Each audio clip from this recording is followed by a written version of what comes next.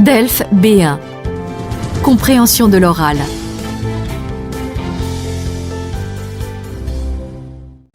Consigne. Vous entendrez 3 fois un enregistrement sonore, d'une durée d'environ 3 ou 4 minutes à chaque fois. Vous aurez d'abord 1 minute pour lire les questions. Ensuite, vous écouterez l'enregistrement une fois.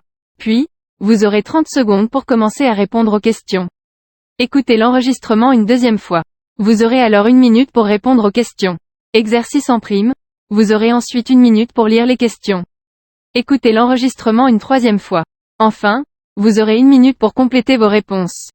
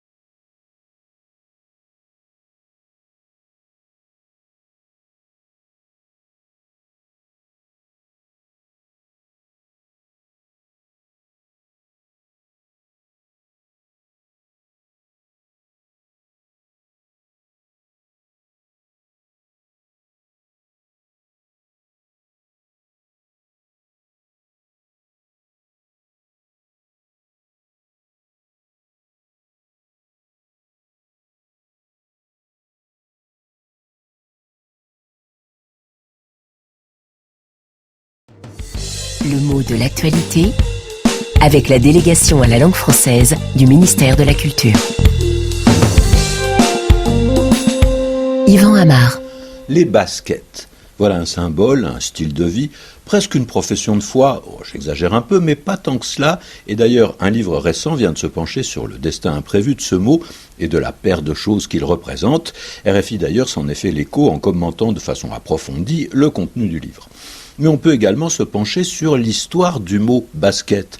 Basket, ce sont évidemment des chaussures spécialement étudiées pour les basketteurs, les joueurs de basketball, et on l'entend dans ce sens depuis la seconde moitié du XXe siècle en français, mais depuis les années 80, il a connu une fortune extrême. On parlait aussi des tennis dans le même sens, il s'agissait grosso modo de la même chose, mais les tennis étaient plus ou moins la version basse des baskets, c'est-à-dire des chaussures en toile, à semelles souples, qui montent plus ou moins sur la cheville. Pourtant, les tennis dans cet emploi n'ont pas vraiment survécu, alors que les baskets sont devenus tout un symbole, comme la partie signifiante d'un uniforme social. On parlait déjà jadis du costume-cravate pour les cadres, ceux que longtemps on a appelés les cols blancs, par opposition aux cols bleus des ouvriers d'usine. Les cols blancs, c'est-à-dire les hommes qui avaient quelques responsabilités dans le secteur tertiaire et qui travaillaient dans les bureaux et géraient la production industrielle. Donc le costume-cravate va avec une certaine idée de respectabilité, de réussite sociale, et on notera que le signe est uniquement masculin.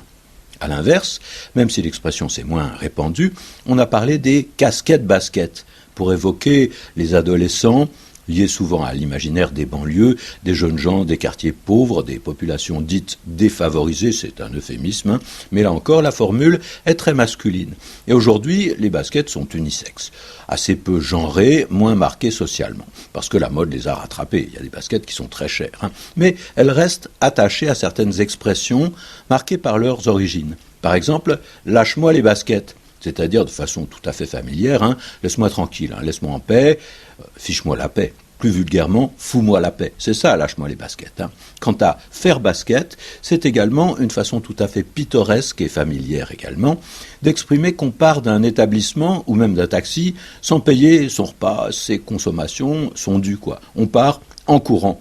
Et si on part en courant, on part vite. C'est-à-dire qu'on utilise ces chaussures qui sont faites pour qu'on y soit à l'aise et qu'on aille vite. On fait basket.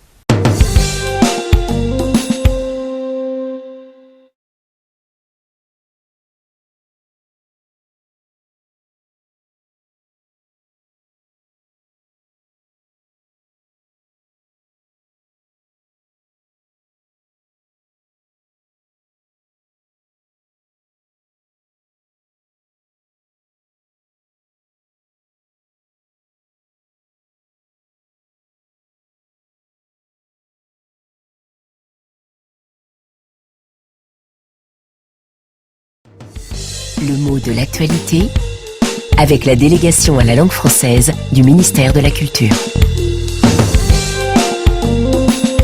Yvan Amar. Les baskets. Voilà un symbole, un style de vie, presque une profession de foi, j'exagère un peu, mais pas tant que cela. Et d'ailleurs, un livre récent vient de se pencher sur le destin imprévu de ce mot et de la paire de choses qu'il représente. RFI d'ailleurs s'en est fait l'écho en commentant de façon approfondie le contenu du livre. Mais on peut également se pencher sur l'histoire du mot basket. Basket, ce sont évidemment des chaussures spécialement étudiées pour les basketteurs, les joueurs de basketball, et on l'entend dans ce sens depuis la seconde moitié du XXe siècle en français. Mais depuis les années 80, il a connu une fortune extrême. On parlait aussi des tennis dans le même sens. Il s'agissait grosso modo de la même chose, mais les tennis étaient plus ou moins la version basse des baskets, c'est-à-dire des chaussures en toile, à semelles souples, qui montent plus ou moins sur la cheville. Pourtant, les tennis dans cet emploi n'ont pas vraiment survécu, alors que les baskets sont devenus tout un symbole, comme la partie signifiante d'un uniforme social. On parlait déjà jadis du costume-cravate pour les cadres, ceux que longtemps on a appelés les cols blancs, par opposition aux cols bleus des ouvriers d'usine. Les cols blancs, c'est-à-dire les hommes qui avaient quelques responsabilités dans le secteur tertiaire et qui travaillaient dans les bureaux et géraient la production industrielle. Donc le costume-cravate va avec une certaine idée de respectabilité, de réussite sociale, et on notera que le signe est uniquement masculin. A l'inverse, même si l'expression s'est moins répandue, on a parlé des casquettes baskets pour évoquer les adolescents liés souvent à l'imaginaire des banlieues, des jeunes gens des quartiers pauvres, des populations dites défavorisées, c'est un euphémisme, mais là encore la formule est très masculine. Et aujourd'hui, les baskets sont unisexes, assez peu genrées, moins marquées socialement, parce que la mode les a rattrapées. Il y a des baskets qui sont très chères, mais elles restent attachées à certaines expressions marquées par leurs origines. Par exemple, lâche-moi les baskets. C'est-à-dire de façon tout à fait familière, laisse-moi tranquille, laisse-moi en paix, fiche-moi la paix. Plus vulgairement, fous-moi la paix. C'est ça, lâche-moi les baskets. Quant à faire basket, c'est également une façon tout à fait pittoresque et familière également d'exprimer qu'on part d'un établissement ou même d'un taxi sans payer son repas, ses consommations, son dû, quoi. On part en courant. Et si on part en courant, on part vite. C'est-à-dire qu'on utilise ces chaussures qui sont faites pour qu'on y soit à l'aise et qu'on aille vite. On fait basket.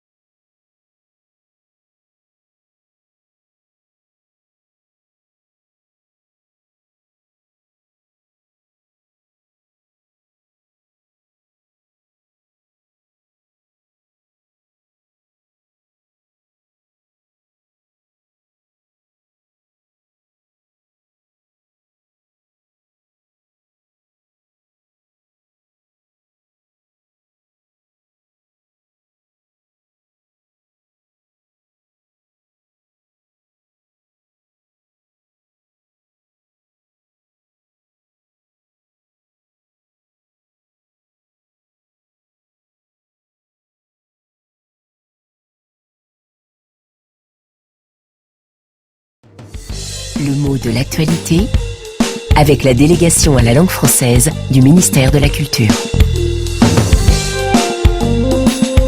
Yvan Amar. Les baskets. Voilà un symbole, un style de vie, presque une profession de foi, j'exagère un peu, mais pas tant que cela, et d'ailleurs un livre récent vient de se pencher sur le destin imprévu de ce mot et de la paire de choses qu'il représente. RFI d'ailleurs s'en est fait l'écho en commentant de façon approfondie le contenu du livre. Mais on peut également se pencher sur l'histoire du mot basket. Basket, ce sont évidemment des chaussures spécialement étudiées pour les basketteurs, les joueurs de basketball, et on l'entend dans ce sens depuis la seconde moitié du XXe siècle en français, mais depuis les années 80, il a connu une fortune extrême. On parlait aussi des tennis dans le même sens, il s'agissait grosso modo de la même chose, mais les tennis étaient plus ou moins la version basse des baskets, c'est-à-dire des chaussures en toile, à semelle souple, qui montent plus ou moins sur la cheville. Pourtant, les tennis dans cet emploi n'ont pas vraiment survécu, alors que les baskets sont devenus tout un symbole, comme la partie signifiante d'un uniforme social. On parlait déjà jadis du costume-cravate pour les cadres, ceux que longtemps on a appelés les cols blancs, par opposition aux cols bleus des ouvriers d'usine. Les cols blancs, c'est-à-dire les hommes qui avaient quelques responsabilités dans le secteur tertiaire et qui travaillaient dans les bureaux et géraient la production industrielle. Donc le costume-cravate va avec une certaine idée de respectabilité, de réussite sociale, et on notera que le signe est uniquement masculin. A l'inverse, même si l'expression s'est moins répandue, on a parlé des casquettes baskets pour évoquer les adolescents liés souvent à l'imaginaire des banlieues, des jeunes gens des quartiers pauvres, des populations dites défavorisées, c'est un euphémisme, mais là encore la formule est très masculine. Et aujourd'hui, les baskets sont unisexes, assez peu genrées, moins marquées socialement, parce que la mode les a rattrapées. Il y a des baskets qui sont très chères, mais elles restent attachées à certaines expressions marquées par leurs origines. Par exemple, lâche-moi les baskets. C'est-à-dire de façon tout à fait familière, laisse-moi tranquille, laisse-moi en paix, fiche-moi la paix. Plus vulgairement, fous-moi la paix. C'est ça, lâche-moi les baskets. Quant à faire basket, c'est également une façon tout à fait pittoresque et familière également d'exprimer qu'on part d'un établissement ou même d'un taxi sans payer son repas, ses consommations, son dû, quoi. On part en courant. Et si on part en courant, on part vite. C'est-à-dire qu'on utilise ces chaussures qui sont faites pour qu'on y soit à l'aise et qu'on aille vite. On fait basket.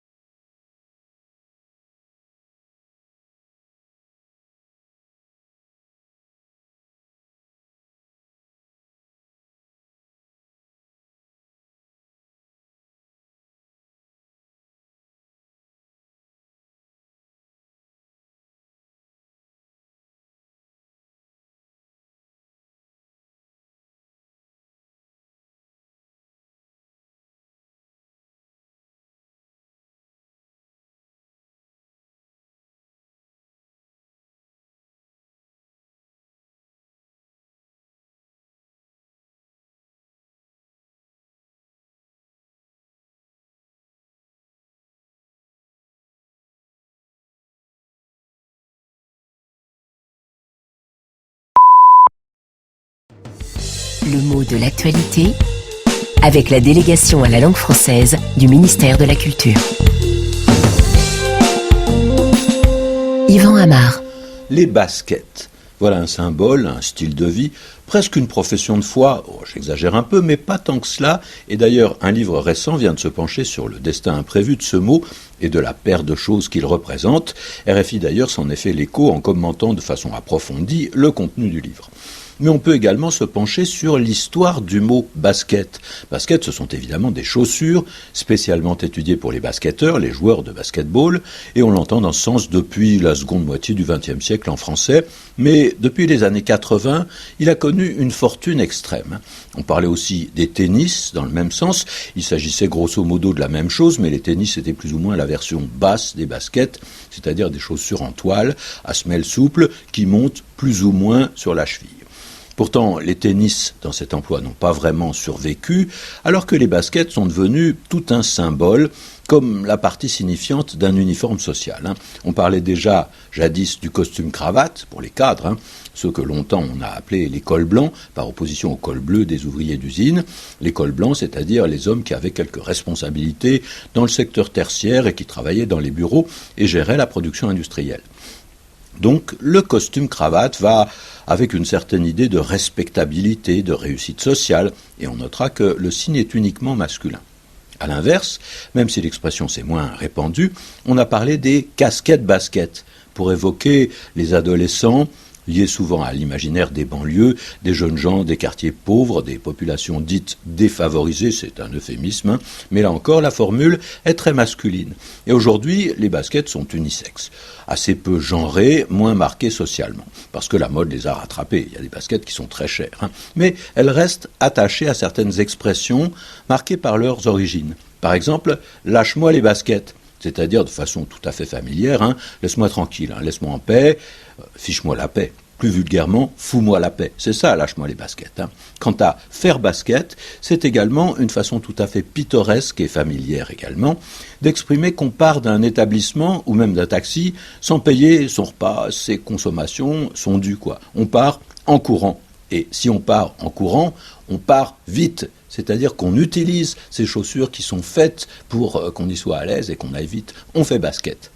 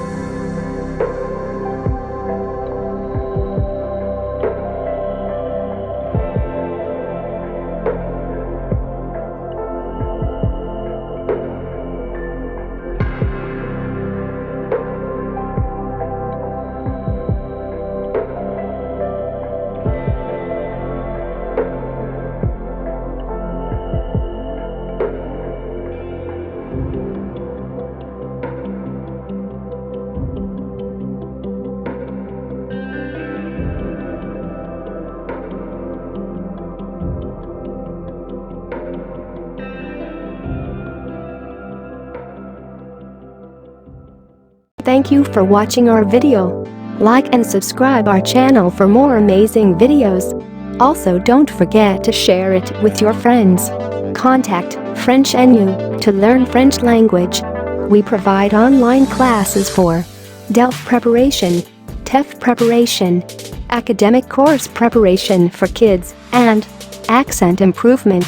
Call or WhatsApp at 98706966926 or email at linguistic.fr@gmail.com.